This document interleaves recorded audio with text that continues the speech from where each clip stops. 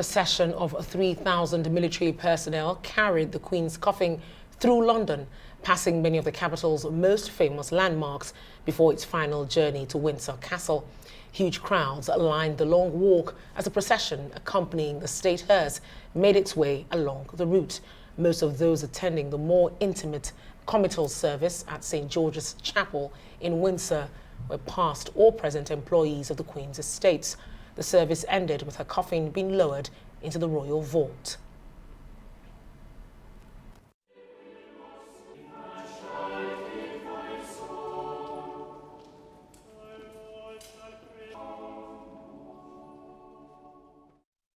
Well, Nigeria's Vice President Yemi Osinbajo has wished King Charles III of England well, praying for him to have a more successful tenure than his mother, Queen Elizabeth II.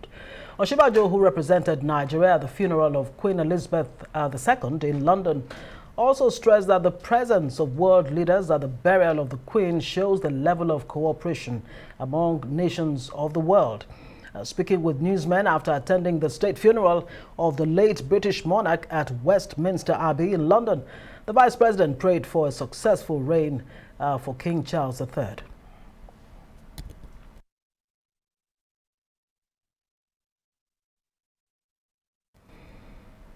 Well, let's cross live now to the UK, where Arise special correspondent Dan Warren is standing by to give us all the details of what's been happening on this very important day as the Queen of England, Elizabeth III, is laid to rest.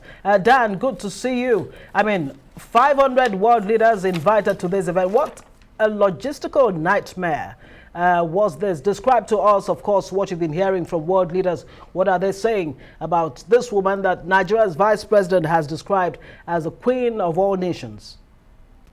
Well, as you say, a logistical nightmare over apparently 20 years in the planning. But as you say, over 500 world leaders attended, heads of state, presidents, members of royal family from across the globe.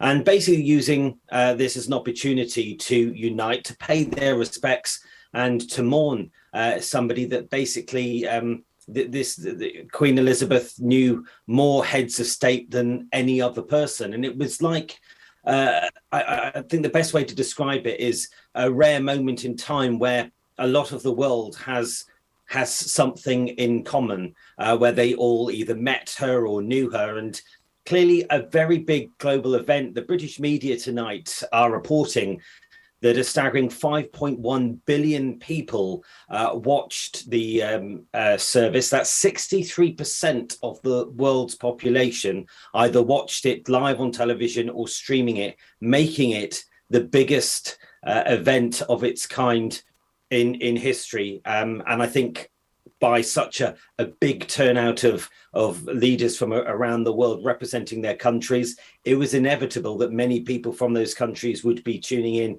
to see the proceedings, the ceremony, which Britain does. There's a lot of things that Britain doesn't do well, but one thing it does very well indeed is the pomp and ceremony that we've been seeing these pictures throughout the day, and will basically go down in history. These pictures will stay in our minds for a very long time. And you just took the words out of my mouth there. I guess the forecast was on point that this was going to be big, if not bigger than the 2012 Olympics. Now, you just said it there, of course, being a very solemn ceremony, it wasn't void of the pomp and pageantry that accompanies the British, royalty. But then, Dan, what part of this ceremony do you think reverberated the most with people in London today? I think it was the end where we saw the late Queen's coffin get lowered into the royal vault before the private ceremony a bit later. I think when you saw the assistants take away the crown and the orb and she was lowered, that really was this sense of it's the end of the Elizabethan era. And welcome to the Carolinian era, if you like. I think that was certainly a moment that I think we will see on many of the front pages of the newspapers tomorrow. speaking to people and communicating with people on social media. I think also when the procession arrived in Windsor, like we're seeing now, her two remaining corgis, dogs. Queen Elizabeth was famous around the world for the love of corgis, and there they are now on screen. Basically, got a chance to say goodbye, as well as her pony called Emma, and that just adds a sort of human touch, because of course we do see her as the queen behind the palace, this very powerful woman, but deep down she was a mother, she was a grandmother, she loved walking her dogs and doing what normal people would do, if you like, and the queen was very private. You didn't actually get to see what she was like inside, behind the palace. She never did TV interviews, so this was a chance for us to see some symbols of what she was like in real life before the nation and the world got to say goodbye. Oh, Dan, oh my, oh my. Now help us understand. There's this talk swirling around her, the Queen Elizabeth's burial.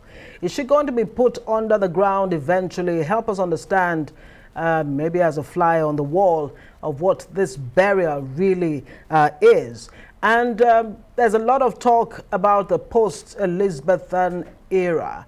What conversations are you hearing about the fate of the monarchy after Elizabeth II? Very good questions. With regards to the burial, when we saw her coffin lowered in the royal vault, that was, if you like, a temporary measure for the public to see. Now, shortly afterwards, her coffin was raised again, and she was placed in the royal chapel, in the vault in the royal chapel, which is completely separate, alongside her husband, Prince Philip. They made a pact that whichever one of them went first, they would wait. And in effect, Prince Philip has been waiting in the royal vault since last year.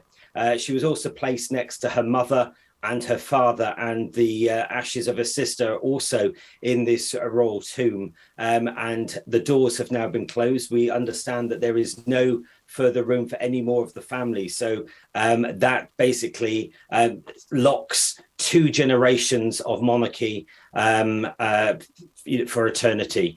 With regards to the future, lots of people are asking, what does King Charles have in store? We do know that he really wants to be a more open royal family. There's a lot of people in the UK that still don't know quite what they do, what duties they undertake. They have an idea, but the royal family has always been surrounded by secrecy. King Charles, I must get used to saying King Charles, wants to be more transparent. He's even said he's going to take media interviews, which will be a very rarity for a British monarch. And basically, what I'm likely to see is a lot more travelling. He has, in effect, ramped up his travelling in the last couple of years due to the late Queen's mobility issues. But we are going to see, I think, a more hands-on and a very slimmed down royal family. There are lots of cousins and aunties and all spread out across the country. And King Charles has always said that he wants to slim it down to make it a more economical and more centred, more controlled monarchy. Whether and how that is perceived, not just in the UK, but in the Commonwealth and around the world, well, only time will tell on that one. Well, thank you very much, Dan. We've been speaking to Dan Warren there, Arise special correspondent.